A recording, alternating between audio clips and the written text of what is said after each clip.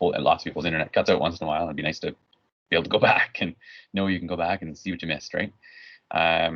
So just since I just started the recording, I'll go back to this PDF file and point out that we are looking at whether or not, or actually just the value of total resistance in a parallel circuit and what its value is in comparison to each of the individual resistance values that are in parallel. And we're sort of noticing that they're smaller than any individual resistance in each case. In the first case here, we had resistances of 3, 5, 12, and 15. Combined total resistance of only 1.46, which is smaller than even the smallest one, the 3. The next one we had 13.5, 9, and 6.75, and only a combined total of only 3, which is smaller than even the smallest of the 6.75. And finally here is total resistance of 2.01, which is smaller than even that smallest one of 4.5. So we are noticing that the answer is that it's smaller than each. The question now is to make sense of this, right? So why does this make sense? So let's look at a circuit. Let's have a 10 ohm resistor,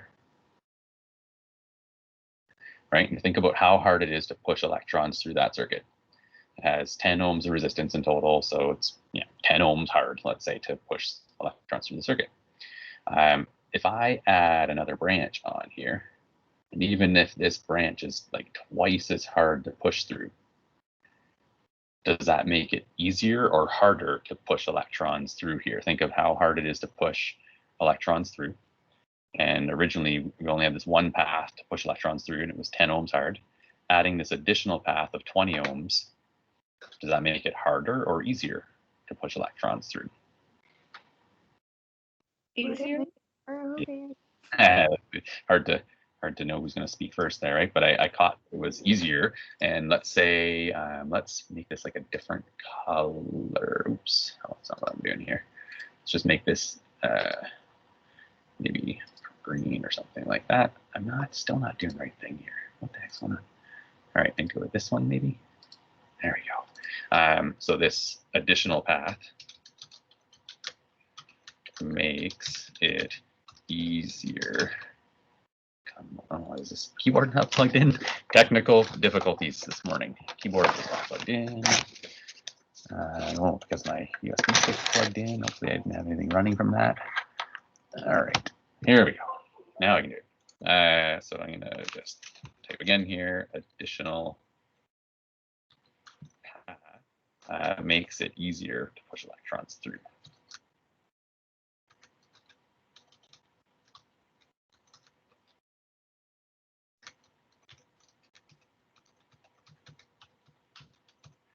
See if I type any of that right since I couldn't see it. Easier to push electrons, grammar's important, through the circuit. So that is very logical when you think of it that way. And the analogy I was going to give us was like a grocery store. If there's 80 people lined up to get out of a store, that's kind of what it looks like nowadays in stores, right? You think it's going to take forever. And then if they open up a second cashier, of course, you're going to get out quicker, right? Even if that second cashier, if you're waiting in a lineup of a whole bunch of people for this one person that looks like they know what they're doing, right? And then they open up a second cashier, but it's like a newbie. It's got like a training badge, and you can tell they're going to be slower. Even if that trainee takes like twice as long as an experienced cashier, you're still going to get out quicker. If you have like 80 people in line, you're like, oh, you know what? Instead, I'll go and take my chances with the newbie. You're going to get out of the store quicker, right? So it's decreasing the resistance and making it easier to push electrons through, even though you're adding, like in this case, you can tell I'm adding a bigger resistance, but the total resistance of this circuit will be less than 10. RT here will be less than 10 for sure, right? If I added a 10 ohm resistance, it would be 5 ohms. You can just tell the logic of it, right? It'd be half as difficult to get through if there was another equal path. Because it's another path, but it's twice as hard. Yeah, you can probably reason it out, but you certainly could just plain old calculate it. So let's look at it and think. Take a little number prediction. I bet you some of you have a good number prediction for this. If you want to say it, go for it, or whatever. But here we go. So we have the 1/10 plus the 1 over 20. This is a really good example of one that I would say should use fractions for, just to flex your fraction muscle skills. If you don't use fractions for that one, any teacher marking this would be like, okay, seriously, this student doesn't know how to do fractions at all. That's pretty bad. You know what I mean? Like, it's just one of those ones where it's so obvious that you should probably do it. So 2 over 20 plus the 1 over 20. And so we end up with 3 over 20 there. That's what 1 over RT is. My preference is just to, show that we just flip both sides, but I'll show the other algebraic solution as well. That is good. So that would give you the 20. Oh, I'm writing with my 20 over the 3. What makes that happen sometimes? Mouse being too close by. It's like Bluetooth signals that are competing with each other, I think. So the 20 over the 3. So maybe it wasn't a very easy number to predict after all, actually, was it? So it ends up giving like 6 point, but it's like 6 2/3. Like there is logic there, but it's not super easy. But that is, of course, 6.6 repeated. Where am I going here? 6.6 repeated. Just move that down a touch. If you're looking at trying to, maintain a certain number of significant digits, maybe you'd round it to 3 significant digits if that's what the question was sort of trying to maintain or whatever, right? But depends on what I have. The homework pages that you're seeing from the handouts that I've given you are from the grade 11 textbook, and they are all like super official about 3 significant digits. And so you'll see voltages of like, this would have been listed as, I should clarify here. If the voltage was given, but even the resistance values here would have been 10.0 ohms and 20.0 ohms and things like that. So if this was, a red 7 to go along with that, they're specifying 3 significant digits when they show you that kind of thing. That's why they bother to put decimal 0 on there. There's even one question you'll see in the homework that'll have the voltage as, instead of as 120 volts, they'll say, oh, in other words, what we're meaning is 1.20 times 10 to the 2. So they actually show it both ways. They show it as 120 volts because they're actually at least acknowledging a little bit that their students aren't robots. They're human beings, and we'd like easy logical numbers like 120 volts. But then the robotic scientific way of showing how many significant digits there are is to have 1.20, right? Because I don't know if you remember from previously, but if you had a really large voltage, you don't know whether or not this is approximately 12 million volts or whether it's exactly 12 million volts. It's like just a 12 million number, and you're like, is it approximate or not? So if someone showed it as 1.2 times 10 to the 6, 1.2 is 10 to the 7 actually, volts, then that's approximately 12 million. Right? Approximately 12 million versus if I did 1.2000000 volts, this is exactly 12 million. Right, and that's one of the little review things from grade 11 that we saw briefly, and it's just there as a, if you end up going on in science and so on, you need to be able to do that. Are you going to be doing it every day in every question? Not necessarily, but when you go through and edit your work and get ready for peer review and put in a journal article and so on, well, yeah, you go through and you make sure to do everything properly, right? That's kind of how it works. Any questions about that?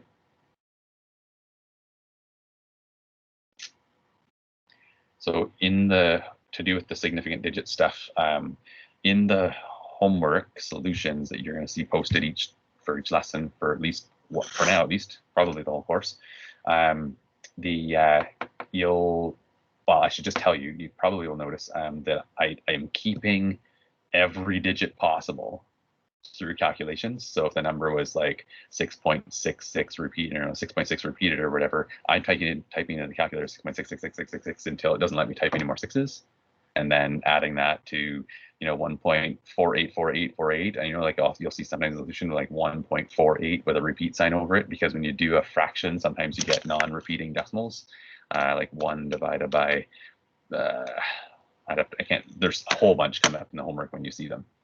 They get these repeating decimals, so I always keep a whole bunch, and then in the end, I'm rounding to the appropriate significant digits. I'm meaning to in most cases. I'm not quite as, super on it or concerned about it as the textbook is. But that's what I'm recommending we do is carry all digits until the end and then round, because that is what people do in science, in real life, and engineers building a bridge or whatever. I asked my, the reason I'm mentioning this is because for years I was taught and I was told by physics teachers that, you always just round to appropriate significant digits. But all through my schooling and teaching, it was like times where it's like, you'd get a different answer in the end, depending on how you rounded. So I was asking my brother-in-law, who's an engineer. He's a civil engineer, I think, in Toronto area-ish. I don't know. He's over somewhere. Went to U of T, so well-trained and whatnot. So I asked what they do, and he said, well, they just keep all the numbers until the end, and then you know which ones you can trust in the end, which makes so much more sense than what I was originally told. So there you go. All right, so we did this already. Basically, I'm just adding to this a little bit, and I actually have adjusted my lessons to have this before the activity that we did to do with what happens as you add resistances in parallel and series and so on, that activity, because I think it was David asked a good question where he was like, wait a minute, shouldn't that be the 3 volts across each bulb instead of the, or the 4.5 volts across each bulb instead of the, and so the idea that came up in that lesson, I taught it on the fly there because we needed it, but this was actually officially in this page here. So we talk about Ohm's law, and we call it a law because it's true everywhere. And I have the true in italics and quotes because we know that in reality, it's lots of things are non-ohmic. But in an ohmic situation, it's like it's always true. Voltage and current and resistance are always in this relation in an ohmic material. And so if we know that the voltage applied will always equal the current times the resistance.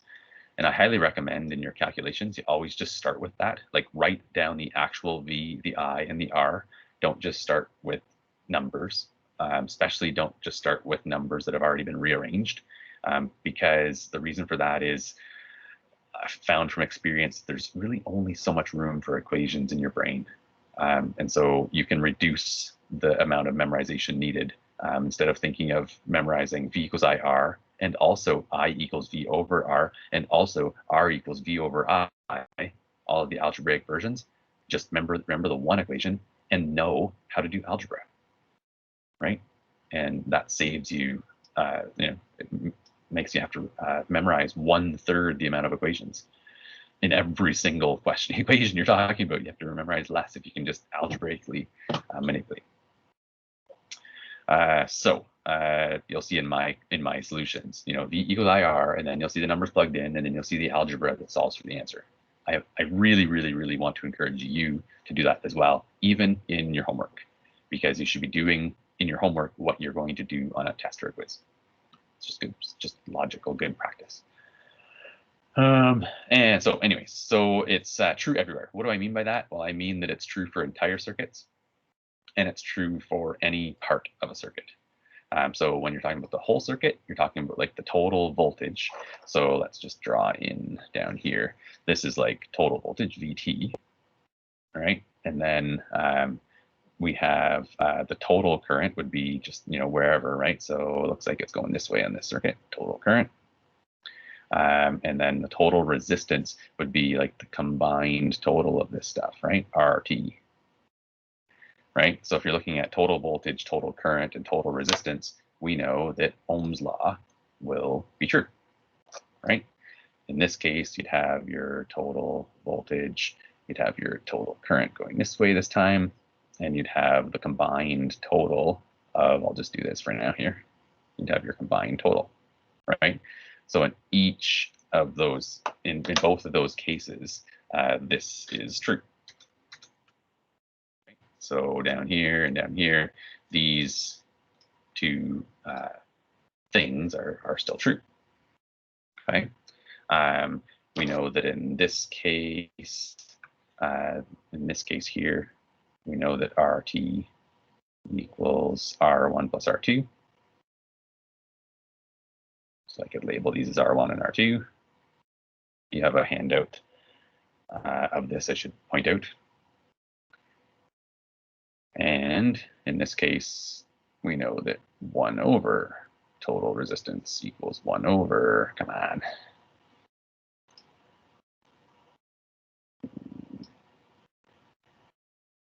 Oh, that's the arrow, I get it.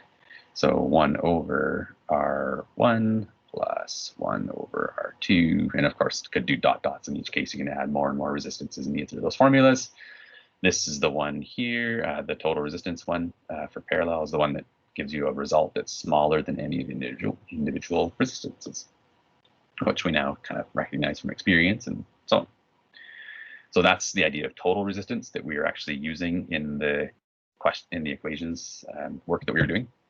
And then the other thing that we know is true is individual spots. Ohm's law is always true. So in this one, maybe I'll go with green in this case. So here we're going to have total voltage, but then here we're going to have V1 and R1 and V2 and R2.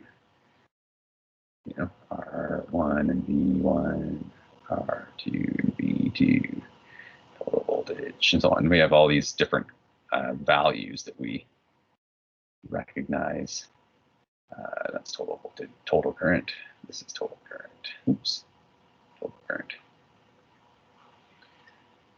Kind of like that the current's going in reverse directions there, just to, as when I'm doing this right now, it's kind of reminding you to kind of just be aware of that, right? Not that it matters a whole lot, but it's just understanding what's going on and being able to say what's going on and what's what in the circuits. So yeah, in this one here, there's actually two things.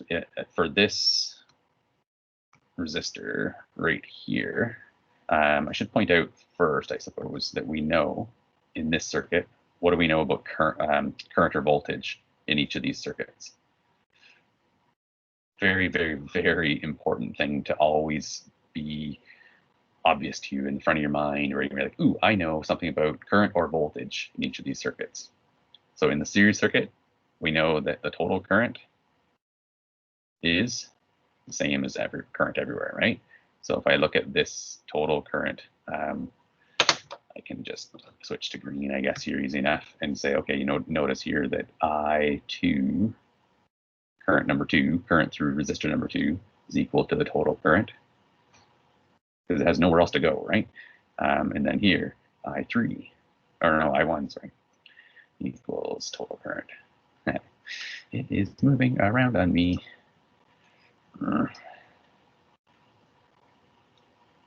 Stop it. All right, let's try it now. Here we Mr. Horn, I had a question. go. Why are they labeled like, why is the light bulb that the current goes through first labeled V2 R2? Should that not, like, why isn't that V1 R1? Oh, you know what? It doesn't. Yeah, I get what you're saying because it just goes through first, but it doesn't matter actually what order the electrons go. So you just basically number them at random, 1, 2, 3, 4, counting upwards as you go. All right. Good stuff. Yeah, the order doesn't matter at all. They're always going to get the energy that they're supposed to get based on what we're going to see soon, regardless of the order that things happen in. So yeah, good question. No, for sure. Group that together. finally I got that to kept moving around on me. Anyway, so yeah, we're gonna point out finally here that the total current equals current number 1, which also is equals current number 2. And I don't know if I can emphasize enough how important it is to know that, okay, for what we're going to be doing soon. In this one, what's true in the parallel circuit? Similar idea, but it's different, right? What's true in a parallel circuit always? So the logic here was the voltage is always the same. Perfect. Thank you very much. So I was going to review here the idea that electrons have nowhere to go but to go through this circuit, and they have to go through both parts. That's not true in this one, though, is it? Right here, the electrons can come along. They can go here or they can go here, right? So this isn't true here. So let's point out a parallel one here. Be like not true here, right? I was going to do the voltage one there, but the total current equals each one added up. Well, that's not true. And then we can say, but what is true is that the total voltage equals voltage number 1, which equals voltage number 2. Okay, I have a hard time not to put vector symbols over these voltages. Every single time, I'm like my instinct. I go and I try to. Anyways, I'd confess that. So in this one here, you'd have individual little, I'm going to go with green again here. So for resistance number 1, you'd have a V1 equals I1 R1. That makes sense, is true, and so on, it works. And you'd have a V2 equals I2 R2.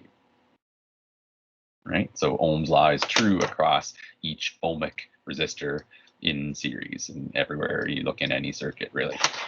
This one here, of course, you'd have I'm going to say ditto for that, I guess, right? So let's just put that together. Stop. Mr. Horn, yep. Where is like the I1 and the I2 on the picture?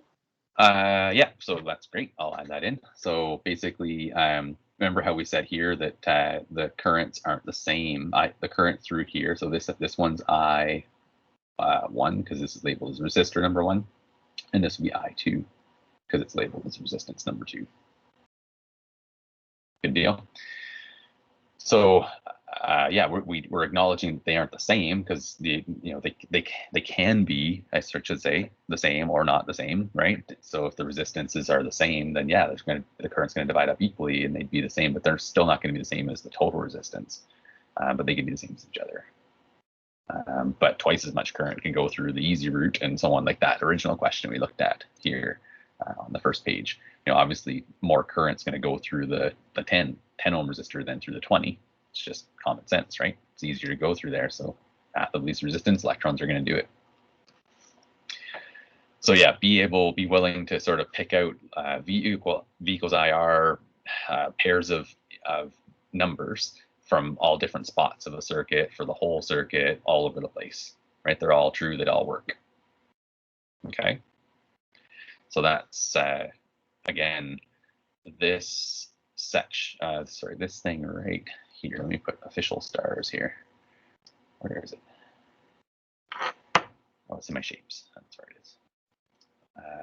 This right here and this right here. You really can't emphasize too much, how important it is to recognize these things.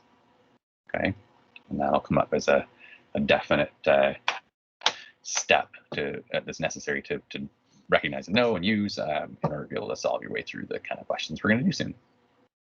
Okay, so that's big. It'll come up again. So just as I probably won't do these examples, but just remind you the idea of like given, required, analyze, solve, and paraphrase. Really, to me, I tend to do this one for sure, list the numbers and so on, list the things. The required and analyze, this part here actually, I always just do together, right? So just listing what you have, and for required, if you're looking for a certain voltage, then you're like, ooh, V equals, and here you had I equals 2 amps and R equals, 6 ohms, whatever. And then I'm just making up a question on the fly as we go here to show you what it would be, right? You're listing given, I'm given this stuff and I'm required, I just do that all together. So do all together. And then the analyze is just choosing your equation, V equals IR, and then solving is just plugging the numbers in and so on, right? So when you put the numbers in here, you'd have your 2 and your 6 in there, and you'd be like, oh, so it's 12 volts, and then you say therefore, right? So the solving part was, just to give you a refresher on carrying through questions, right? So in each of these are just each of the solving types for V equals IR, Ohm's law questions. And in each case, of course, you would have had maybe a wordy question, and you would have picked out, ooh, they told me the current and the resistance and so on. And you would have written those down. So if you want to do those for practice, go for it. I don't think it's what I want to spend my time on right now, but it's definitely what we covered in the previous lesson.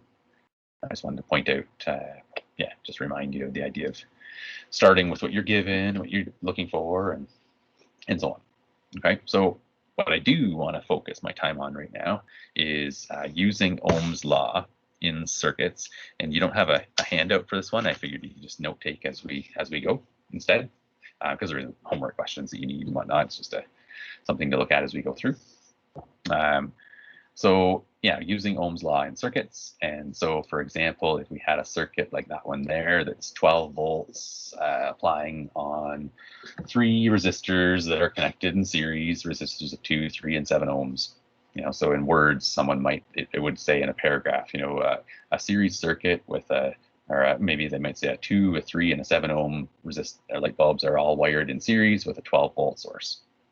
Then the kind of things they're going to ask you would be, how much current's going to flow? What's the voltage drop across each one? What's the current through each one? Like basically, overall, we're going to say solve the circuit. Okay, when I ask those things. So the basic type of Ohm's law, using Ohm's law in circuits, is basically to if you're given the voltage, that's applied and each of the resistances. So in other words, you're going to your electronics toolbox and you're grabbing a bunch of resistors and you're grabbing a battery and you're just hooking them up, right? And so as a scientist, you should be able to predict how much current will flow, what the voltage would be across each one, and so on. And that's absolutely what electrical engineers need to be able to do. If they're designing a heater, they need to know what resistance they should make the coil so that it would produce the 1500 watts that it's supposed to produce, stuff like that. And that's what we're accomplishing. We're getting to be able to do. So the task, like I said, is basically just to figure out everything. How much resistance is there? How much current? What voltage across each one? Figure out all the missing information.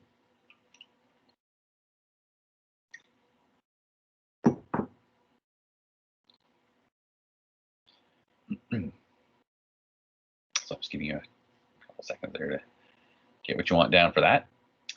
So your steps for this are to, if you know all the resistances, then your first step is obvious. Just calculate the total resistance, right? So that's your R.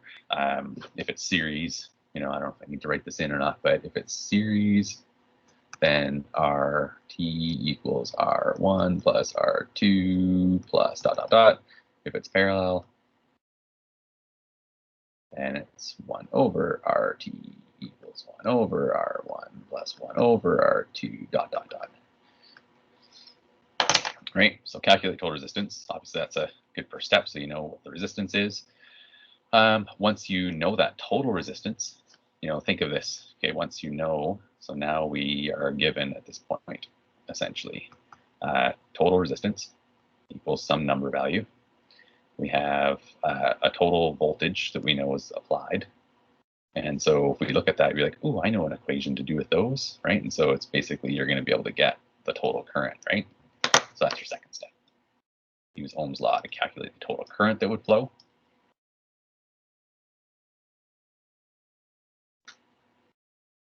And we'll do a couple examples like this. Okay, so the next step, there's those stars again. Imagine that, right? So the next step is to take advantage of what you know and use it, right? So if we're talking about a series circuit, then we know that each of the currents are the same. So that would allow us to figure out lots of values, right? So for what do I have here? Yeah, So I'm going to add in a little bit here, but V1 equals I1R1, for example, we can calculate it because we would know that this is equal to the total current.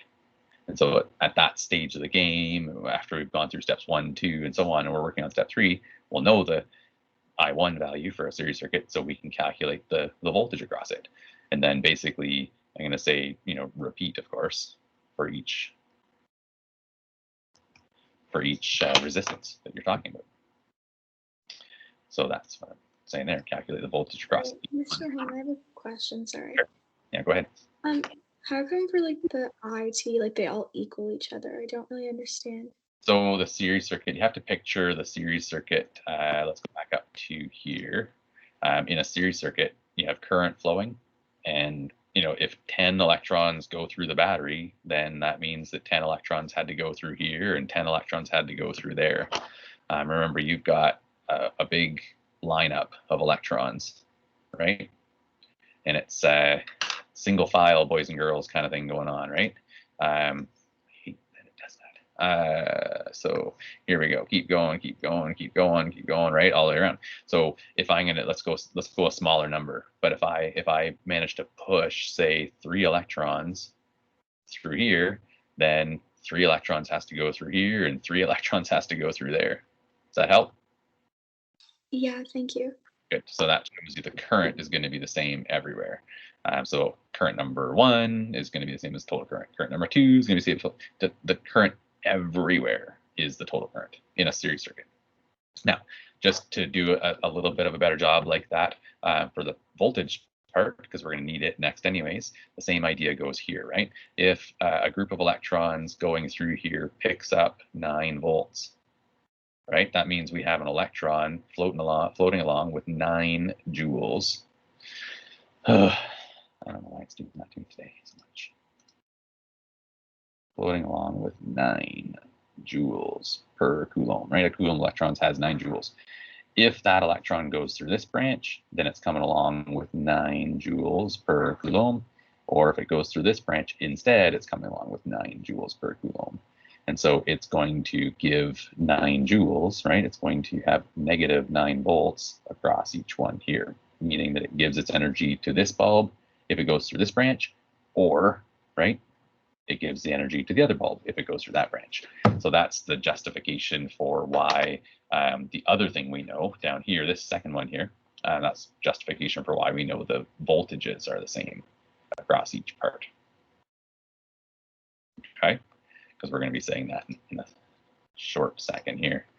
So that one's done, hopefully. And then in the parallel one, like I just justified on the other page there, the voltage across each is the same.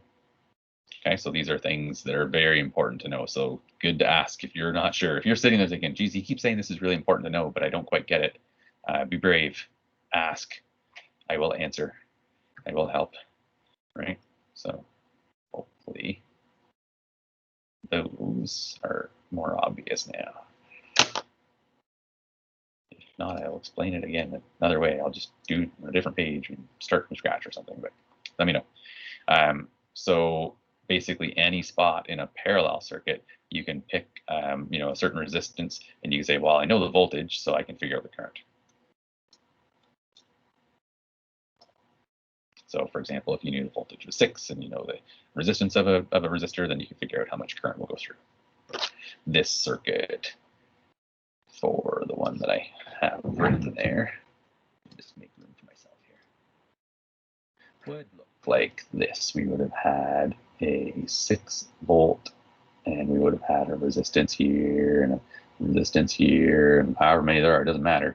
But for this particular one, if this right here is 2 ohms, then it'll end up with 3 amps going through it.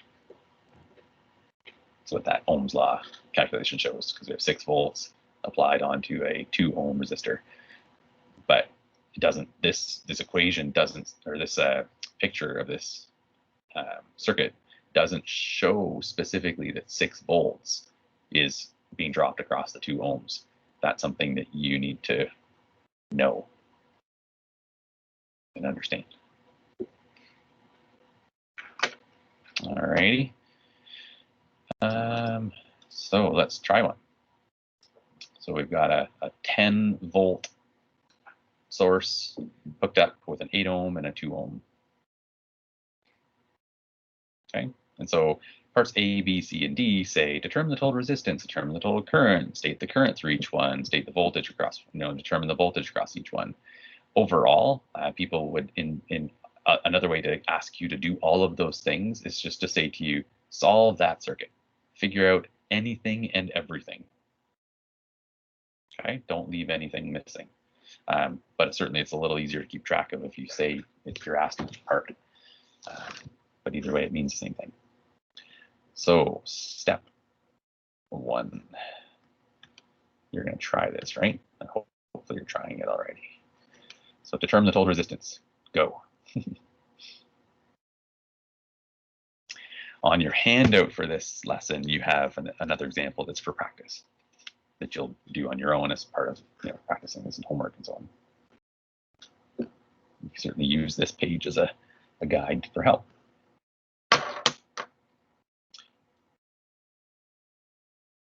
So hopefully that was enough time for that because it's super basic. It was review of what we've done very recently, right? So we know it's a series circuit, so total resistance is just R1 plus R1 plus R1, R1 plus R2. And so then you say, oh, well, that's easy enough. I've got a 2 plus an 8. And so I've got 10 ohms of resistance overall. So now I'm trying to decide if I want to just go, I have lots of room to go down here, so I'm going to go down right there. Determine the total current that will flow. Oh, and by the way, when you're solving a circuit, super nice for me if you box in each of your answers. Okay, so there's going to be a total current, a total resistance, a V1 and a V2 and an I1 and an I2. So you've got 6 things that you're looking to tell me, I think, if I counted right. So the question could possibly be out of 6 marks. Essentially 1 mark for each with work shown, of course, right? Probably be more likely to make it a 12, actually, a little more representative of how long it might take. And then I can give part marks depending on whether or not you showed work well or not. I can take off part marks, I should say. So for example, if you didn't bother to start with the equation, that could conceivably be a 0.5 mark, right? And then showing some work is a 0.5 mark, and then getting the right answer is a 1 mark, let's say. So it's out of 2. You can picture how, you want to do it well, be in the habit of doing it well in the homework too. All right, so total current. Well, hopefully you just said, well, if I'm looking for total current, like I'm not necessarily, I wouldn't have actually normally done this, but I want to be thorough here. So we're saying, hey, what's the total current, right?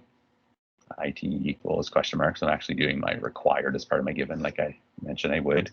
And then you're going to say, oh, wait, I know the total voltage is 10 volts. And I know the total resistance I just calculated was 10 ohms. And so this is what I was going to jump right to is VT equals ITRT until my computer started being mean to me.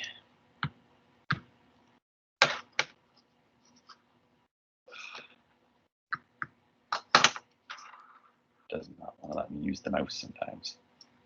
All right. Is it letting me yet or what? Erase those things otherwise, but usually that refreshes things and lets me. There we go. So VT equals ITRT. Total voltage equals total current plus total or times total resistance. Then you can just plug numbers in. So we've got our 10 volts and our total current that we're looking for and our 10 ohms. And then, of course, I just divide out the 10 on both sides. That was supposed to be green, but divide out the 10 on both sides and get that the current is 1 amp. Nice, easy numerical answer, but obviously the number value isn't that critical as whether or not it's easy or not. because we have calculators, yay. So total current is 1 amp. Okay, just to prepare you for what you might see in the textbook would show 10.0, 8.00, 2.00, in which case they're expecting an answer of 1.00, you know, 3 significant digits. I would classify this the same as they did in grade 11, that you're not always going to be stressed out about that. That's once in a while there'll be a question where I'll say, you know, show the appropriate number of significant digits.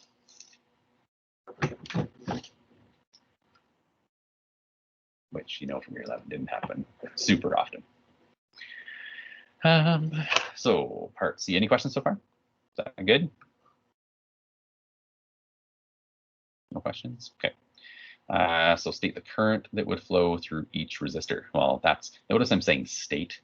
I'd have to be careful about how I word this to not like walk you through it too much, right? But basically that it's a hint there that you don't need to calculate anything. It's just that the I, you might say something like IT equals I1, which equals I2.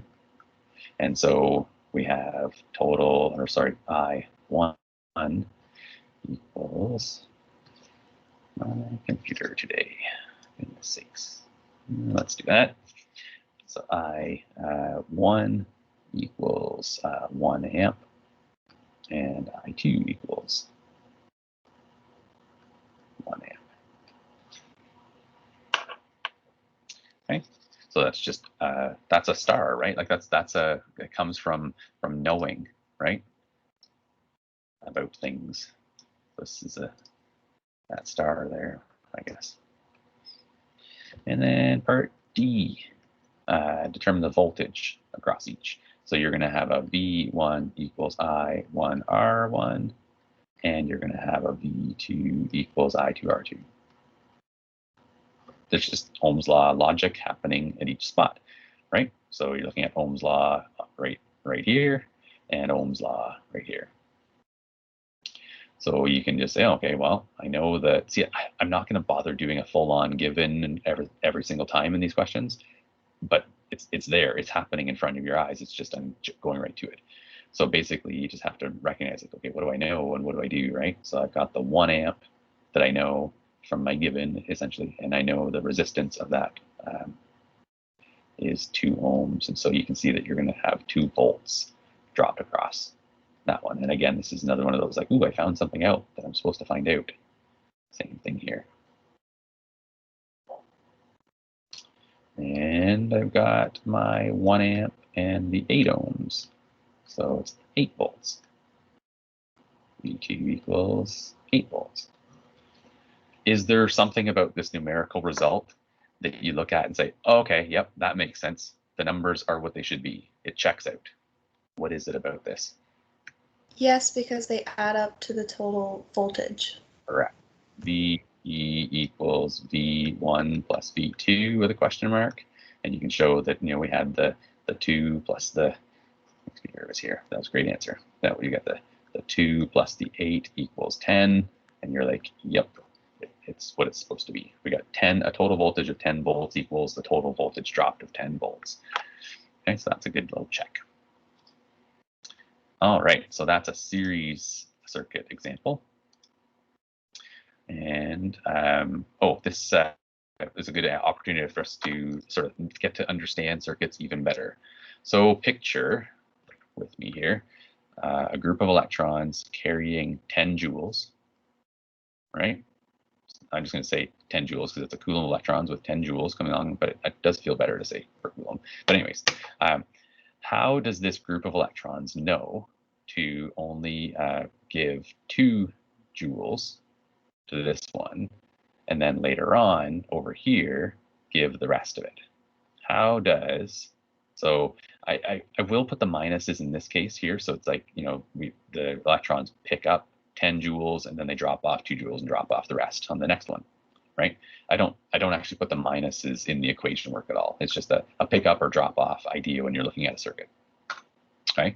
How do the electrons know to keep 8 joules for the other resistance? Can you think of any logical answer for that right now? Like, because the 2 ohms is only enough to stop 2 of the joules? Yeah, like I was about to do a happy dance there, and it's just you're not quite saying exactly what I'm looking for, but it's 2 ohms. So we're not stopping it. It's just getting some of the energy. So it's 2 ohms, and the key is to think of out of a total of how much, right? Out of 10. Yeah. So it's like the electrons come along to the first load. They're only feeling a resistance of 2 ohms out of a total of 10. So you're in a lineup to get into the Empire State's Building, and there's 2 separate lines. There's one for security and one to get to the elevator, right? And if the security one is taking a long time, that might actually be the 8 ohm resistance, right? And the elevator might be quicker because it's a zoom, it's faster or whatever. So that might only be the 2 ohm resistance. You're automatically going to take more time at the long line. It's going to take more of your energy, let's say, or however you want to think of the analogy, right? So the electrons are the amount of current that flows, this 1 amp of current flows because there's a total of 10 ohms, right? And then the amount of resistance they feel at each one directly determines how much energy they drop off. So it's not, it makes us not have to anthropomorphize, fancy word, right? We don't have to give, we don't have to lend human characteristic qualities to electrons anymore. We don't have to say, oh, it wants to drop off more at this store. Like some people use the candy store analogy. So kids with candy and with money to go buy candy, and the kids, like the candy more at this store, so they spend more money. It's like, oh my God, it's a neat analogy, but it's not really helping people understand the electricity concepts. So I don't use it, asterisk, anymore. I have used it in the past. But yeah, so that should help you understand that very logical thing, right? Ohm's law shows that the energy delivered to each load is simply determined by the resistance of each load. The fraction of the total resistance that the resistance of a load is determines or is the fraction of the total energy that is delivered. So I put on there, like I talked about, logically, we can visualize electrons being forced through electrical devices. If it's more difficult to push through a certain device, then more energy is dropped off. The turnstile, like those things where you walk through and you push the bar. If there was like 2 of them in a row to push through, and one's easy to push through and the other one's hard to push through, obviously it would take more energy to push through the harder one, right? So I have here this resistance. The first one it goes to is the 2 ohms, so 2 out of a total of 8, and so 2 out of 8 of the energy of the 10 joules, right, is dropped off.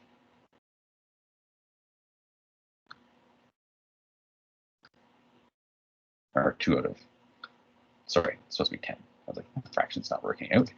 2 out of 10, 2 out of 10. Now notice that the total doesn't have to be, like it's a ratio idea, get a percentage, right? But and here we have the 8 out of the 10, and so on. Yeah, so that helps answer that mysterious question that I feel is tricky, but once you get it, it really helps you understand what the heck's going on in circuits. All right, so another question to do with this that we can answer. Also, by the way, there was a question about, shouldn't one be called R2? And yet, since it's the second one in the circuit, would it matter if these were in reverse order? Would it matter if the 8 ohm was here and the 2 ohm was there? Would that change anything in terms of, yeah, it wouldn't change anything in terms of how much current, how much energy is dropped off in each one, and so on. The 8 ohm would still get the 8 joules and so on. So that's why that's a good way of showing that order doesn't matter. So you can number them 1, 2, 3, 4, however you see fit, really. That's what I tend to do. So a little extension question beyond this. So we know how the electrons sort of quote unquote know to save energy and so on. It's not knowing at all, it just is a direct consequence of the values. Question here is, which bulb would be the brightest? The 8 ohm resistance? And why? Exactly true. Why? Okay, I'm gonna try to get the wording right because it's using up more energy. Yeah. Like it's releasing it, yeah? It's converting, it's using more energy, it's converting more of the electrical energy to light energy. You did fantastic there. So which one would be the brightest? Voltage across relates directly to the energy given off by the load. If there's more voltage, there's more energy, it's going to be brighter, right? So more voltage would equal more energy. I should have had in there too. So it's going to be brighter, of course, right? So you can tell that in this arrangement, the 8 ohm would be the brighter one. And if you remember yesterday or day before, Friday or Thursday, whenever it was, we talked about how you have to have less resistance so that you can let more current go through in order to have more energy, right? So a 100-watt bulb is less resistance than a 40-watt bulb. In order to let more energy through the 100-watt bulb, you have to have less resistance, right? But this is not a normal circuit, right? Circuits that, when the analogy we talked about previously, we're talking about just the one load in any given branch, right? In house circuits, you actually are wiring things in parallel, so you only ever have the 2 ohm, for example. So if it was just the 2 ohm, more current. I'm blocking with my hand to show it. I was putting my hand in front of the. I realized that's not very effective. If we had just the 2 ohm, obviously there'd be less resistance. Overall, more current would flow. This would be a brighter bulb than this. You follow me? So if it was just a 2 ohm, it's going to be a brighter light given off than if it was just an 8 ohm, because this one would let, the 2 ohm would let more current go. The 8 ohm wouldn't let as much current, so it would be not as bright. But it's weird, if you hook them up in series, then the 8 ohm gets the lion's share of the energy, and so it's brighter, right? So in a series circuit, the bulb with more resistance gets more energy, so it's brighter, which is in contrast to what happens in a parallel circuit that we've seen before. Right? So normally things are in parallel.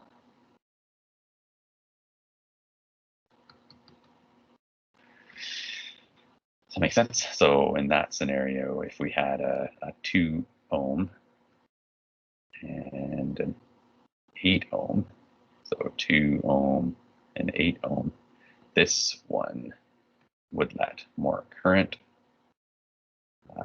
Let's say lets more current flow, so it gets more electrons and therefore more energy.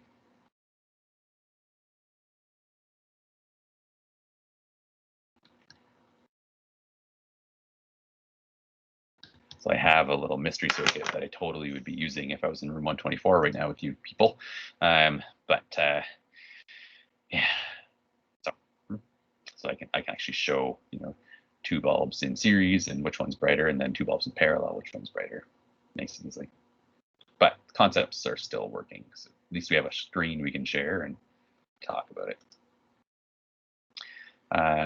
Yeah, so the 2 ohm bulb, less resistance, more current, more energy. Anyways, yeah, so that's the practice one for homework that you have on your handout sheet. We are going to, of course, do a parallel one. Okay, so go ahead and get started on that, please.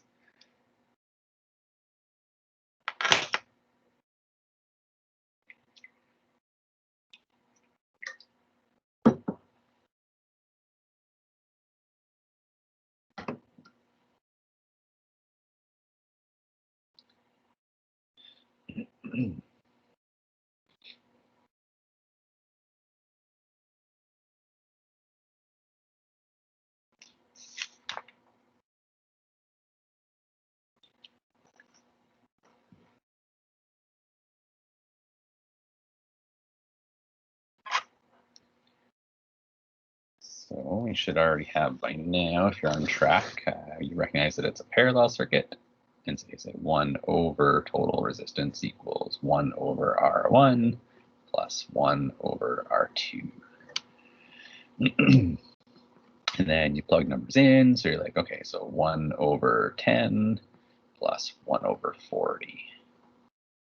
And so we can do decimals or fractions for this one very easily. So for example, it could become 4 over 40 plus the 1 over 40 gives us a 5 over 40. And when I flip both sides, it's going to become 40 over 5.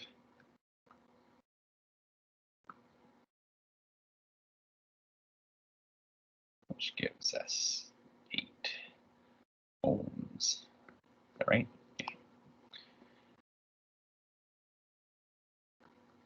Ooh, I said I was going to show the other version instead of just doing a flipperoo here, right? So just flipping both sides. You can algebraically solve that out as well, of course, right? So RT, come on now. RT equals, my pen doesn't want me to. Drives me crazy. I wish I could find out why it does this sometimes. It's got to be Bluetooth signals clashing, but 1 over RT equals the 40 over the 5. And so you could multiply both sides by RT. Yeah, wow. I don't know if I should bother showing this because I doubt anybody's really going to do this, but and then that would give what over here? 1 equals the 40 over the 5. It's a little more tempting when there isn't as many numbers. Like if it instead of 40 over 5, it was an easier fraction like 1 over 5. But of course, we could multiply both sides by 5 now. Get rid of that, leaving us with 5 equals the 40 RT. And finally, we would divide out. Did I do that wrong? Yeah, I did that wrong because I already flipped it, didn't I? 1 over RT, 40 over 5. I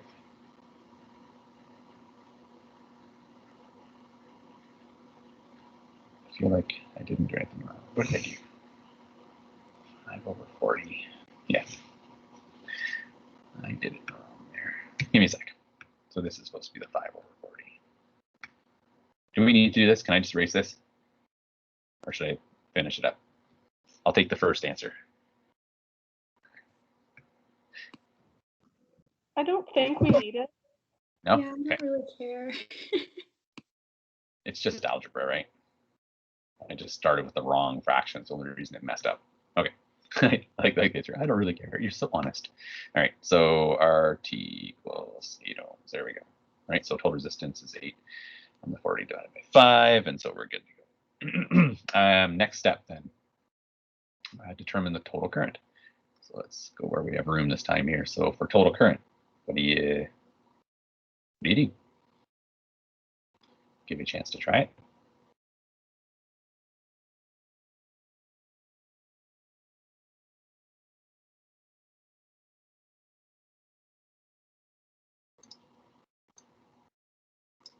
I feel like maybe I could show the decimal version as well there, though. That's maybe more important. Because in a lot of cases, you'll use decimals because it just makes sense, right? So decimal 1 plus, you just do the 1 divided by 40. It's obviously going to be like a 0.25, but instead of 0.25, it's going to be 0.025, but you use the calculator to do it. Oops, 0.25. And then you'd have, down here, you'd have 0.125, and then you'd have RT. 1 over RT equals that, right? So you'd have RT equals, this maybe is where the algebra would be more appropriate, more worthwhile showing. That would give the 1 divided by the 0.125. You just do it. It's a little bit hard to guess what it would be, but of course it spits out that same answer since we've already done it the other way. So that's the decimal version of it. Convert to decimals, add them up, and you convert both sides. And then you could picture doing this last stage down here algebraically, but again, maybe not needed. So for this, did you jump right to saying, well, wait, I've got total resistance and I know total voltage, so I can calculate total current. VT equals IT RT.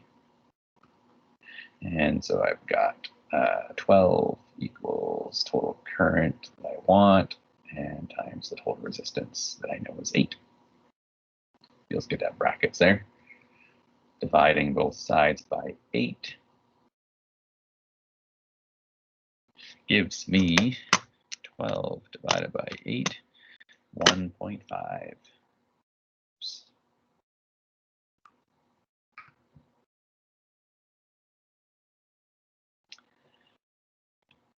And again, if I was trying to be super robotic like the textbook, I might have had decimals for significant digits and so on, but oh my gosh, it's tiring after a while. All right, so there's total current.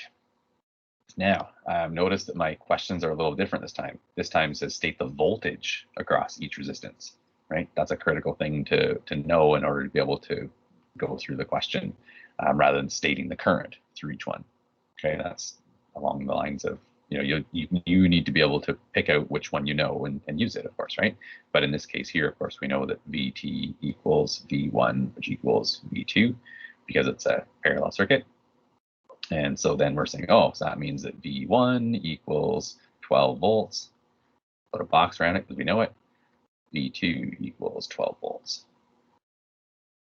So you're more just stating that you know these. Notice that I am starting with the known reason for these things. I'm not just slapping down V1 equals 12. I'm saying I know the total voltage is the same as both in both spots. And so I'm able to make that statement with a justification, i.e. 4 full marks.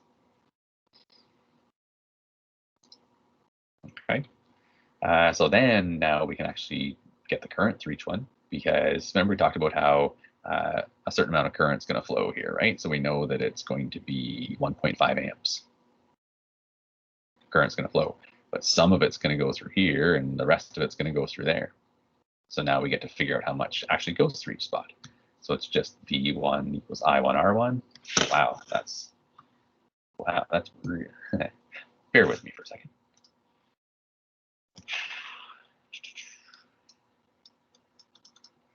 So many times it's doing that to me today. It's like I have to take this call. It's an important one.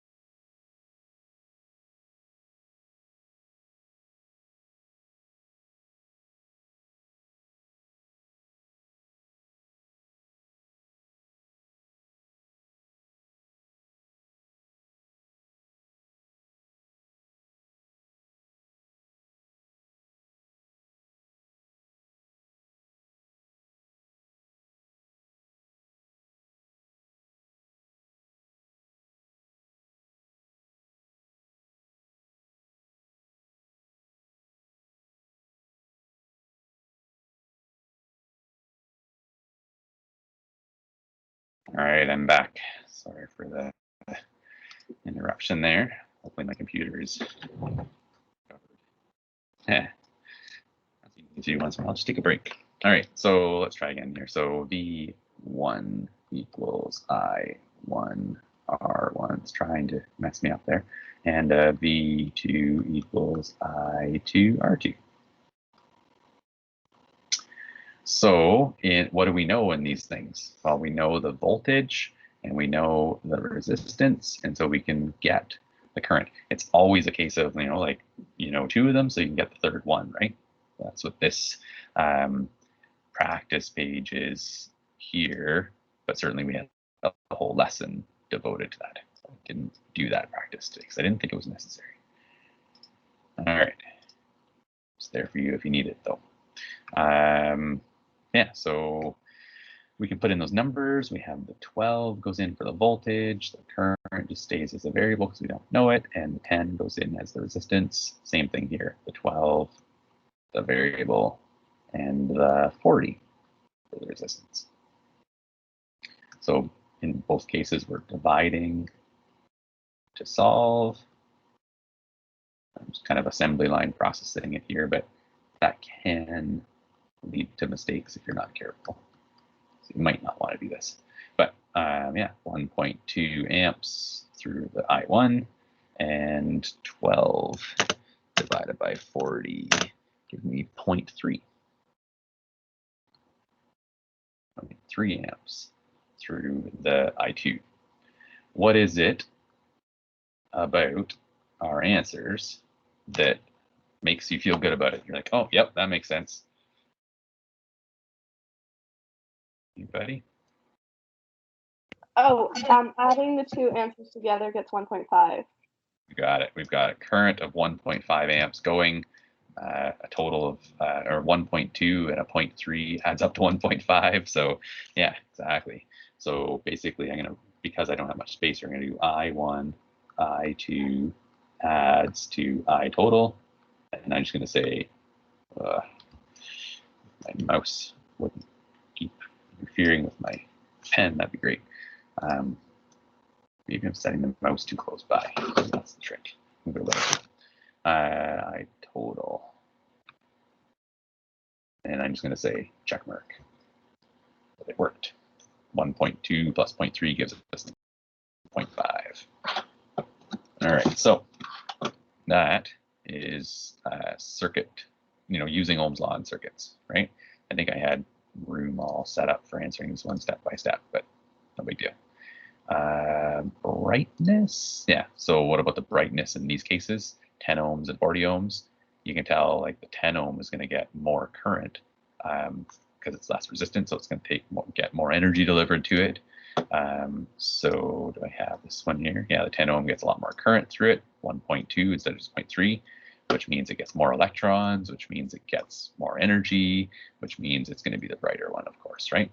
And again, it says show mystery circuit there, but I don't have it at home. Okay, so there's another one for practice. And those practice ones are, the solutions are worked out for you and are going to be posted. Okay. All right, so the difficulty we have of combining lessons because of the quadmester thing. This one, is this the practice one? Give me a sec here. 12, 3 and the 2. Looks like I have other ones that are ready to go, but is this the same as one we just did, the 3 and the 2? Or no? Just go up here, I don't remember. No. Yeah, so what I can do is I have another one all worked out here. I just kind of forgot was there. So if I just uncover all of these, you'll have a copy of another one to practice and with the full solution already worked out. Get rid of all these before I convert it to PDF and post it. Okay, so obviously do this from scratch, and it looks like I already have the, you know what, it's already on the other page, so I'm just going to undo all that because I like that it's covered up so you can look at it on the PDF file and realize sometimes it's like work smarter instead of harder, but then I forget that I work smarter. All right, so this question, I was getting to the idea it's a bummer that we have this quadmester system where we don't have time in between lessons to learn and do things because sometimes I'm saying, hey, so what happened when you tried this and so on. So we need to just look at this briefly together a little bit. We have a parallel circuit and it has these 3 resistors, 10, 30, and 30.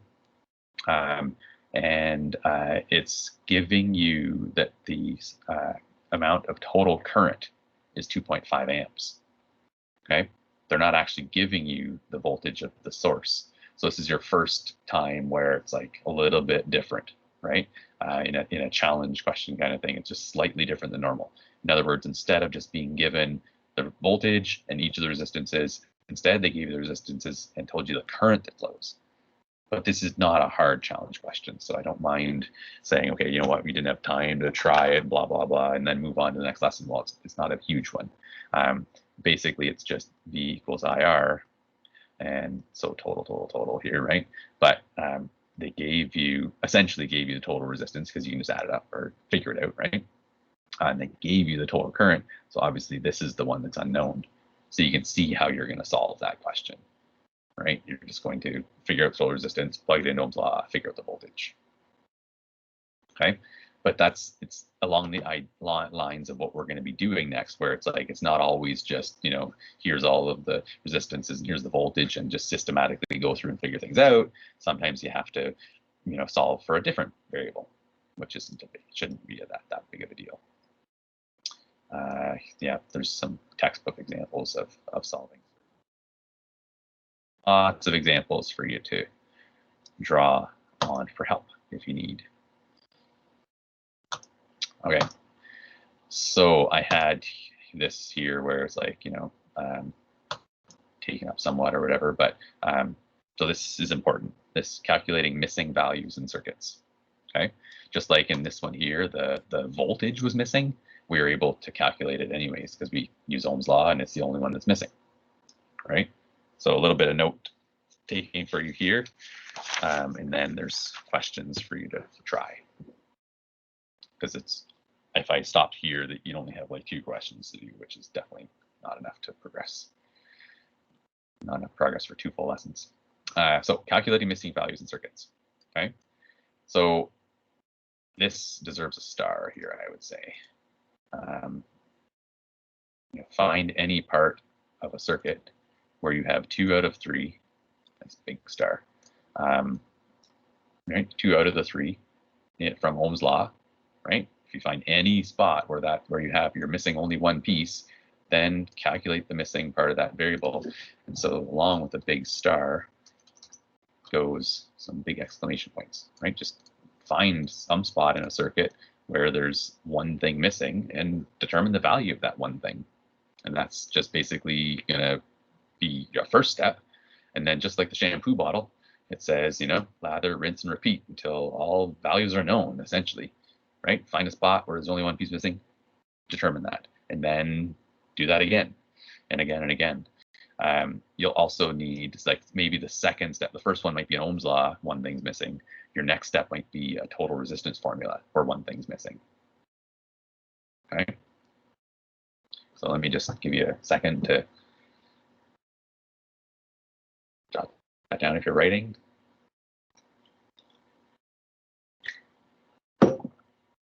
It'll of course be posted and so on, but so you'll see this in action here. Okay.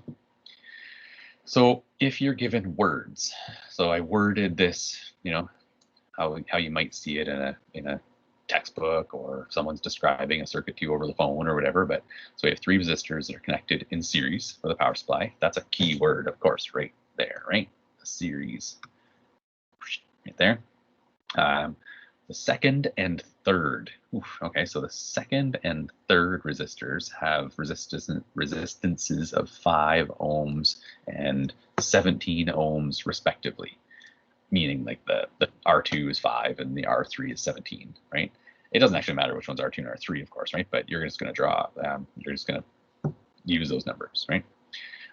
So in other words, down here, you know, you're told this basically, right? The R2 and R3 are 5 and 17.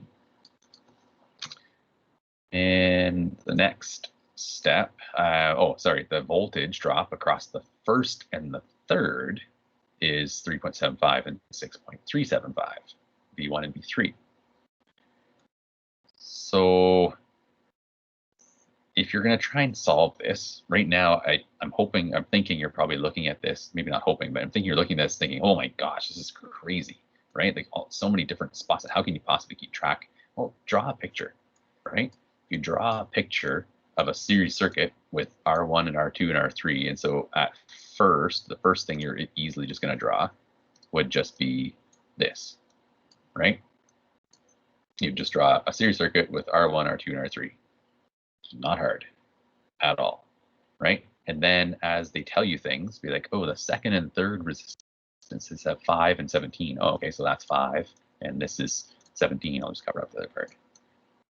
Right, so you're drawing it as you're, you know, so to me, my given info is actually even better as a picture, right? Draw step by step as you're told things. Otherwise, it's really hard to keep it straight what was what, right? And then finally, they tell you the V1 is, V1 voltage across 1, V1 is 3.75, so there it is. And V3. So of course you label the voltage across the one that you labeled R3. So your diagram might not look the exact same as someone else's. Someone might have had it in counterclockwise. They might have had R1, R3, R2 if they feel like trying to mix it up. But either way, it's actually gonna, the math would work out identical. Doesn't matter. So how do we start tackling this? What are we asked to do? We're asked to solve the circuit. What does that mean again? Find all the missing information. Yeah, so let's point out what we're missing, okay? So we would need an I1, because that's missing. We need an I2. Again, that's missing. Nothing's missing. Oh, the actual resistance value, right? The actual resistance number of ohms there is missing. V2 is missing. Like, think of the three things, right? We got V's and I's and R's, and in each case you want to have all those. So if we had this in this one here, the top one, we have the voltage, and we want the resistance as well. So I'm just trying to make sure I keep track of what I want. So is there three things in each one now? There's two unknowns here, two unknowns there, one unknown there. Like, you can sort of see how you're going to fill it all in, right? And then I suppose we have this as well, don't we? Total voltage and total current. So again, if I was marking this, this might be like out of 2, 4, 6, 8, 10, 12, 14, right? So I'm looking for marks associated with each part that's missing. So there's two key things that I've done here that help make this a very doable question. One was drawing it bit by bit so that it's not confusing. You have each part labeled. It's right in front of you now. You can see it all, right? The other thing that made this really easy to do is what we just did, is labeling like what we're missing. And particularly when I was saying there's only one thing missing here, were there any like bells going off in anybody's head in terms of like how to solve this? If I'm saying there's only one thing missing, what are you hopefully automatically thinking? There's only one thing missing. Solve for it, right? So good. Only one missing. So solve for it. So back to wherever it was, up here. It's only one thing missing. Solve for it. So that's what we're doing right there. So we can get right on it. Let's start. Let's do a V3 equals I3 R3. It's an Ohm's law for that spot. So the V3 was given as 6.375. The I3, did I label? Oh wait, you know what it's the I just labeled wrong here, that's all. But it's actually the current that we're missing. But there is still actually only one thing missing there, right? Because we've got the R3 value, we just need the I3.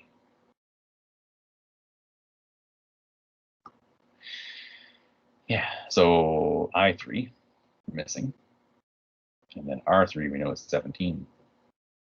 And so we can just divide both sides by 17 and get our answer. I3 equals 6.375. 6.375 divided by 17 gives us a total current of 0.375.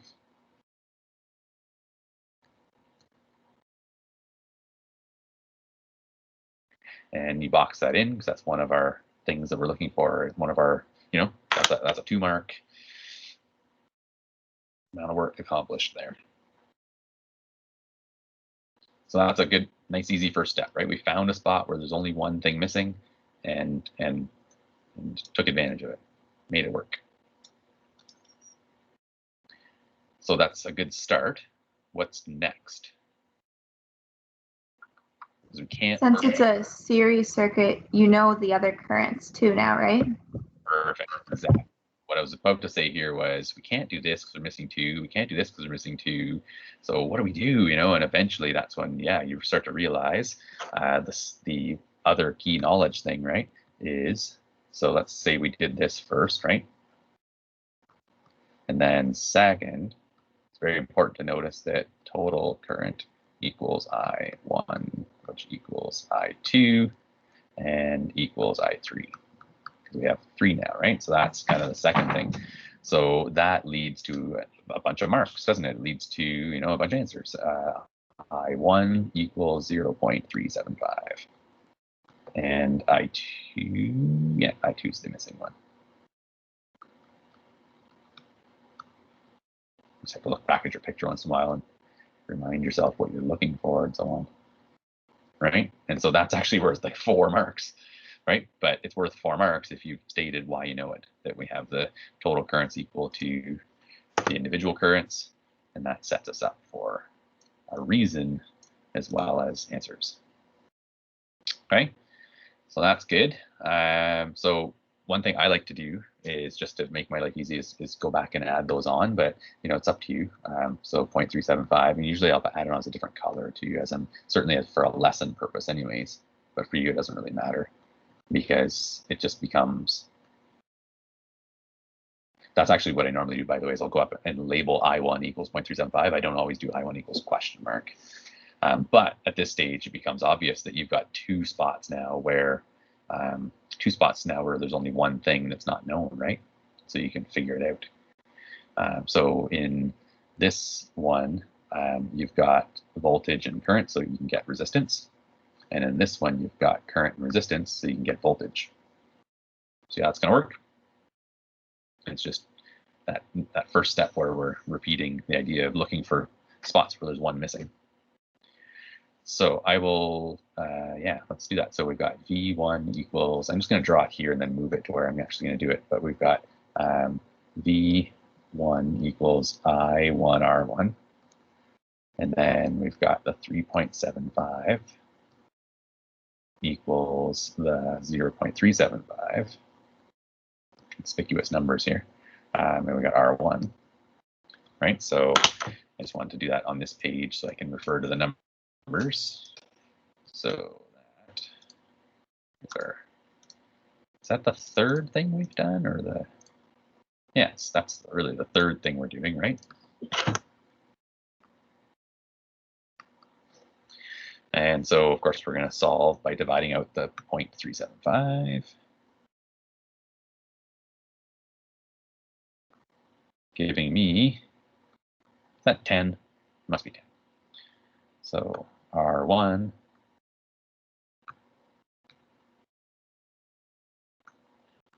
equals 10 ohms. So there's something again, and then finally now the fourth thing, which we've already kind of pointed out, and I'll just go back to start it. So that is a V2 equals an I2R2.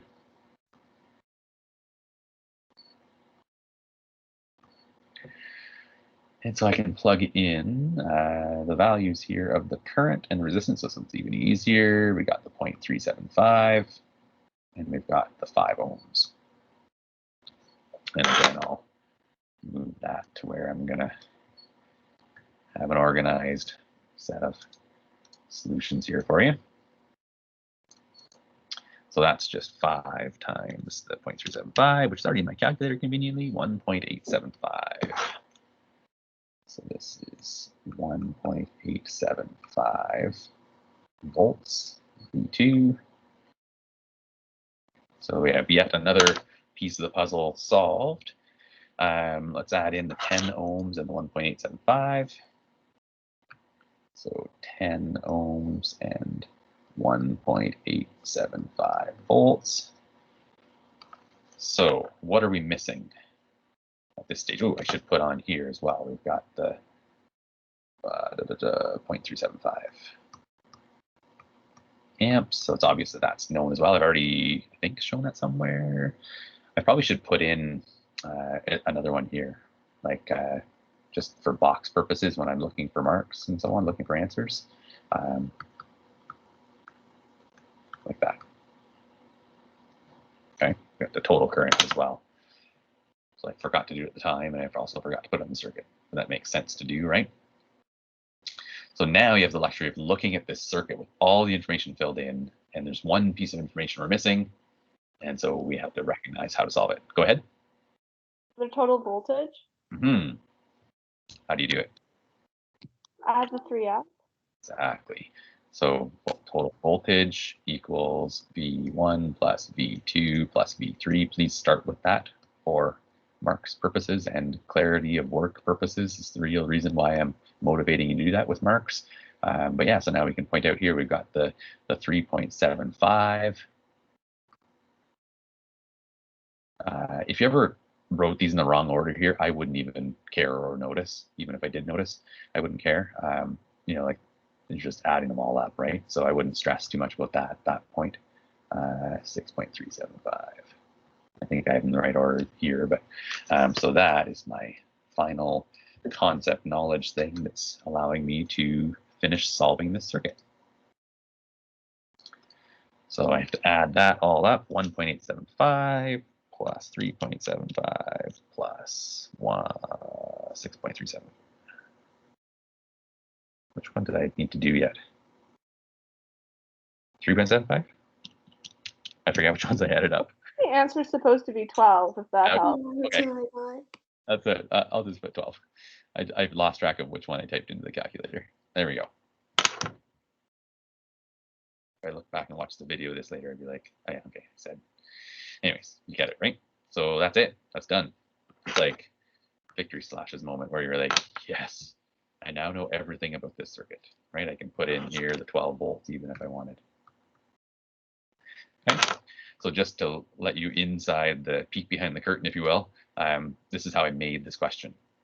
I just slapped together 10, 5, 17, 12 volts, calculated total resistance, calculated total current, calculated the voltage across each one, calculated, you know, and basically then decided what piece, you know, a bunch of pieces that I'd either give you and have missing and so on. So I put like, if I have this, you get this and so on. But it's a little tricky. But the main part to start out with, the idea of, you know, what the current, what the resistance is, what the current will flow, and what the voltage is, you can see all the numbers, how they work, where they would come from.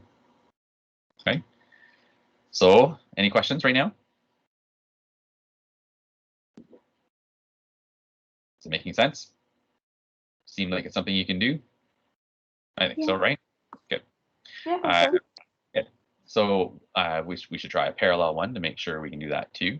The only real difference here, I think we have the idea of those concept differences, right?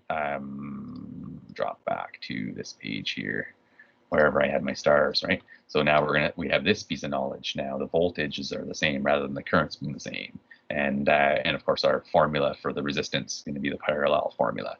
But otherwise it's the same stuff, right? So what's the first thing you're going to do when you try and get working on this? You're going to draw a picture, right?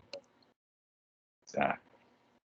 So go ahead and start drawing and labeling and seeing what you're going to do first. Hopefully by the time I start this, you'll have already drawn, labeled, and done the first thing that you need to do as the first step.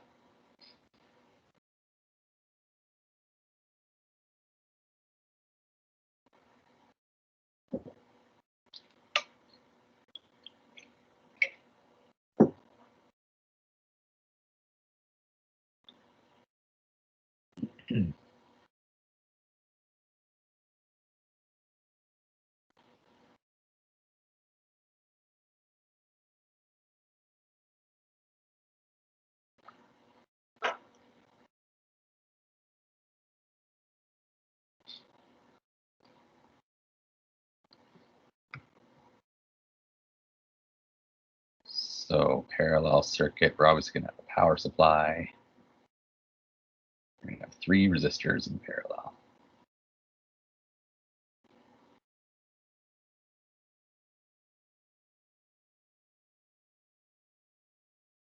So that should be your start where you draw the thing. I can start labeling what I know, of course, on here, 120 volts. Label it as R1, R2, and R3. And so that means I've got 100 ohms here. I've got, oops, R2 is 100 ohms.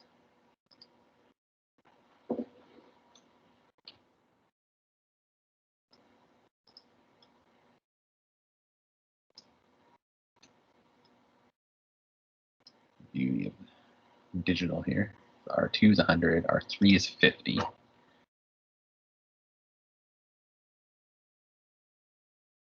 And it says that 120 volts makes 9.6 amps flow. So you need to recognize that that is total current.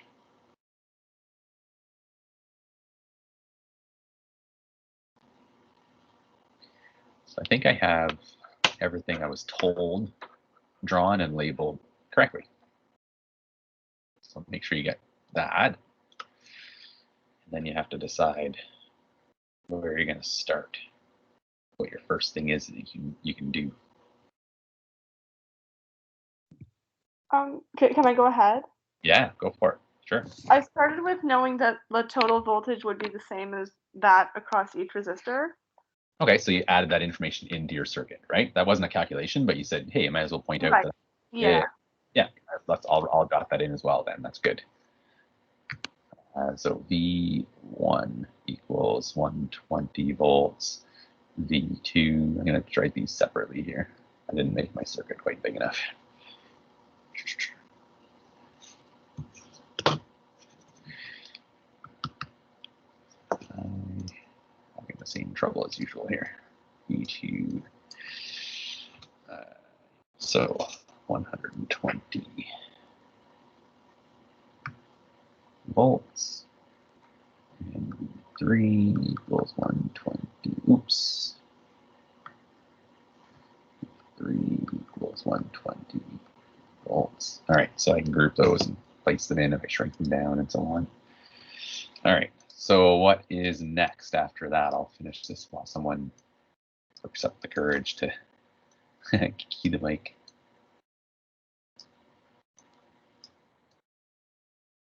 What do we do with this? So we got extra known information on there. That's great. I'm going to make sure, I'm going to finish jotting that down actually, because I'd want you to specify why, right? So first we know V total equals V1 equals V2 equals V3, because of course we're talking about a parallel circuit.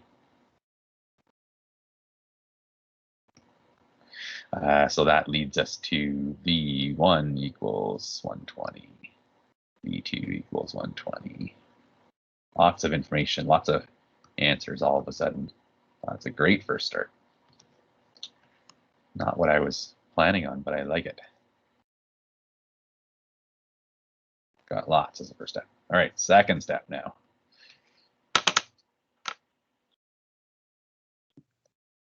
I solved for I3 based on that information. Yeah, that'll work. Yep. So basically you noticed that you have only one thing missing, right? So your next step, let's go here, was there's only one missing.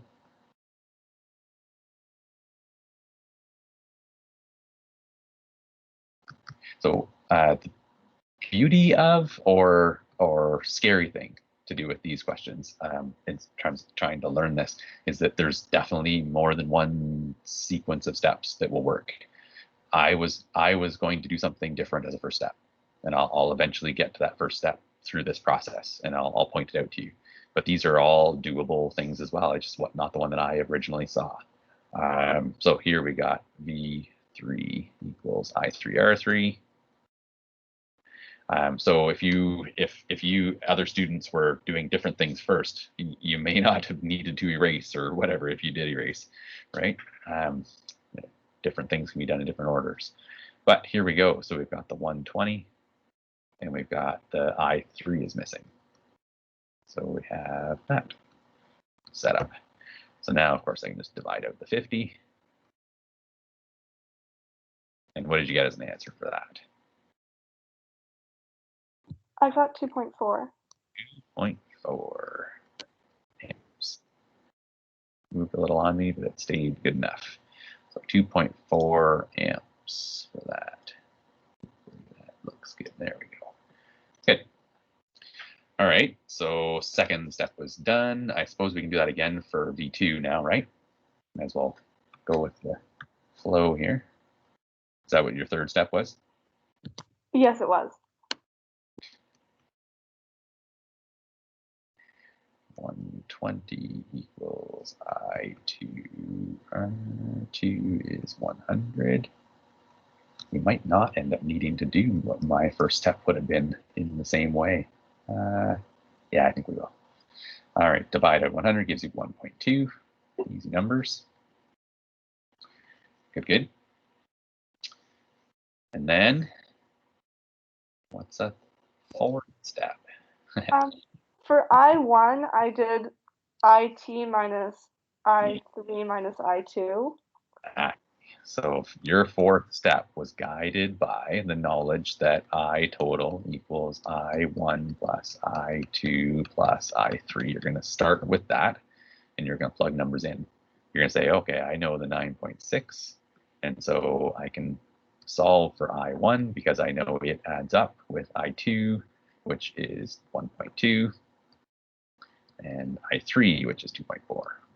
Okay, so please don't just write down 9.6, take away 1.2, take away 2.4. That certainly is the result in the end that we do, but it comes from this key knowledge, which is part of your marking part of your marking scheme, because it's part of complete set of knowledge, of course, right? All right, so what did you get from that? I got 6. 6, you said? Yeah. 6. So 6 amps through that one. Yeah, so that gives us the current there, which then allows us to. Can you do R1 next? Yeah. In the fifth step, you're going to be like, oh, so R1, we can get it by Ohm's law, right? Only one thing's missing in a V1, I1, R1. Let me just undo that little move. Oh, goodness. V1 equals I1, R1. It's not what I anticipated doing, but here we go. So now we've got the 120, and we've got the I1, and we've got the missing R1. So we divide out a 6, and that must give us 12 to 8. 6 is 2, so it must be 20, right? Oh, 20 amps, so 20 ohms.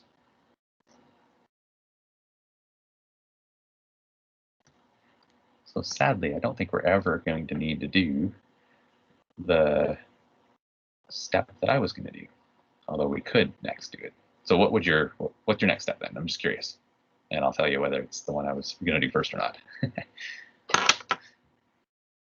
Sixth step, I think we're done after the sixth step, aren't we?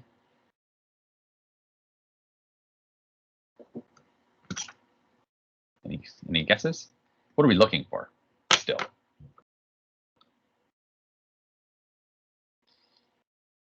That might be part of the problem if you're not even sure what you're looking for, right? So remember, you want to know as part. Sorry, go ahead. The total resistance, right? Total resistance, exactly. It might not be obvious that you're looking for, but I did put in that question there, including total resistance and current values and so on, right? Everything everywhere. So we need RT. And so you don't have to do at this stage, you don't have to do it the way I was going to do as a first step, but I'm just curious what you would do. So what do you do for RT? Any suggestions? There's two possible ways to do this at this stage. 1 over R1 plus 1 over R2 plus 1 over R3. Yep. And that is that's the hard way, I guess, really, in this one. It will work. And it's not hard, it's just more calculations. Can anybody see what the other way would be to get it? Easier, quicker. Divide the total voltage by the total current. Got it. Ohm's law, right? Total current, total resistance, total voltage business goes in, and you'd have your 120, and you'd have your total current of 9.6, and you'd have your total resistance. So this is what I was going to do first. In my plan of attack in showing this to you is that you just divide out the 9.6 and get the total resistance value. So RT is 120 divided by 9.6. Gives us 12.5 apparently ohms. Right? Obviously this eventually would give that as well, but is more laborious in terms of math steps. Yeah, So reason why I was going to start with this first. So this, I'm just going to point out, this could have been first, but certainly it's not that one way is better than the other or anything at all. But this could have been first. And the reason I was going to do that first is just because I looked at total voltage, total current, and I said, resistance totals, there's only one missing, right? And so you absolutely can do that first if you want. But like I said, this worked really, really nice. So it's all good. You basically, I think with Sarah, you suggested this method because you're just super comfortable with the idea of recognizing voltages that you know are true and so on, and flew with it. Did a great job. Alrighty. So that. If you go back, I have a question for that one. Sure. Up here? Yeah. How come the third current, like the current of the third resistor, is bigger than the second? Because it's only 50 ohms, right? And so they're each getting 120 volts of a push on them. And then the third resistor is only 50 ohms of resistance, whereas the second one's 100 ohms of resistance. Oh, okay, I didn't even look at that. I get that now. Oh, good, yeah. And then R1 turned out to be 20 ohms, and so it gets even more current, doesn't it? Right? The current, I don't even know what the current number is. I'd have to find it. 2.4. It gets even. Oh wait, R1, I1 6. It gets 6 amps, right? Because it's even less resistance there, so it gets even more current. So it all comes together. The question you're asking is a fantastic one because it shows that you're wanting to understand intuitively the idea of what happens, and then the qualitative understanding of it, right? And then the quantitative answer is just the number game where you spit out numbers, and so the two are very good to have. So it's a great question. All right. So with the organization of the courses, we still have about just to point out things here. Class time, we still have about a half an hour. So in a normal class back in the day, we had 75 minutes. You have about an hour of a lesson, then 15 minutes of work time, give or take, sometimes 20, sometimes 25. And that'll still go here too. Sometimes we'll be done at like 10 to or quarter to. But today we're done at 5 to-ish, leaving you with, a little over 15 minutes from each of the two lessons to continue working with you used to have a teacher beside you to help you, right? But of course, I'm still available all the time, and you know that. So we'll make the best of it. You've got me for the rest of the easy access for the rest of the day,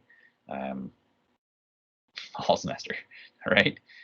But just in case you're looking at the clock and wondering about things, because it doesn't necessarily compare from one course to another, but I am pointing out that what I'm doing right now is identical to what would happen in a normal semester.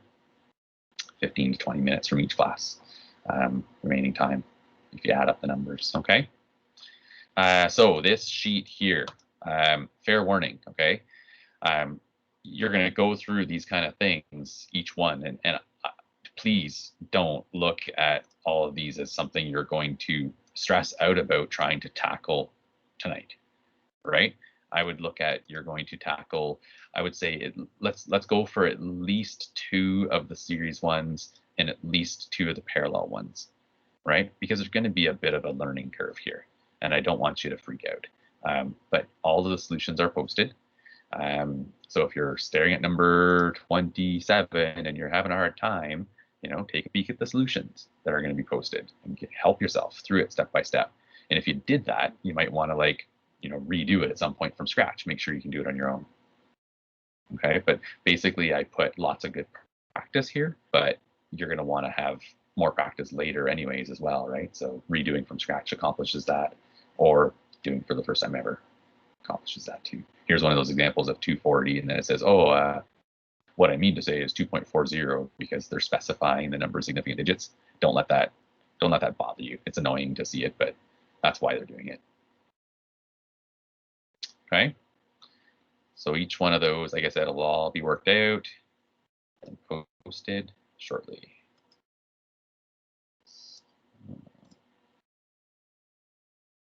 Yeah. So I will get saving and posting and all this, here for easy access for you right now, just by keying your mic, and then after 5 after, just email me and whatnot, and I'll start a screen share if I need to. Okay, that's always an option.